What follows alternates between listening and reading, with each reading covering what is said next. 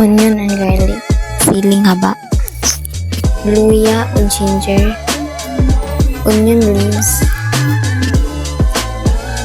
vinegar, soy sauce, magic sarap, bitsin, oil, laurel leaves, water, danggit.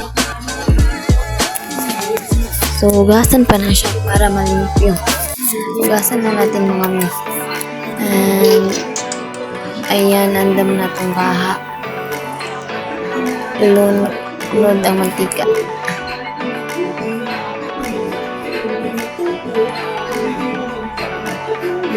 Ay, palpak.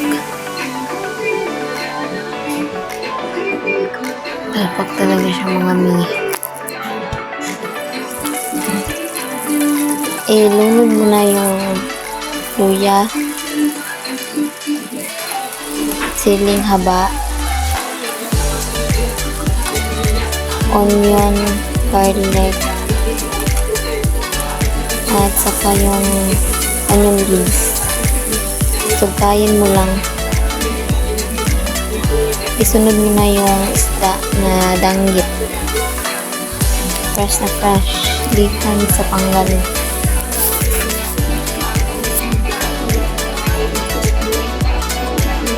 Leave 10 minutes later. Ayan. Hindi pa talaga siya. Nilib lang siya para mawala yung langsi. Takban. Ibot niyan o ilagay ang patis o fish sauce.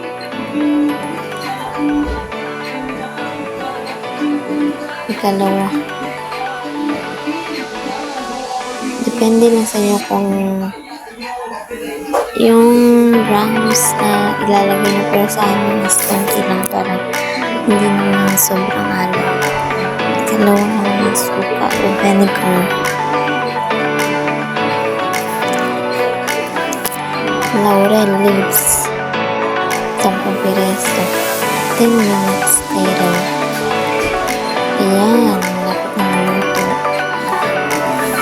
Ang bango na talaga guys. Ang bango na. Bigyan natin ng magic sarap para maging magic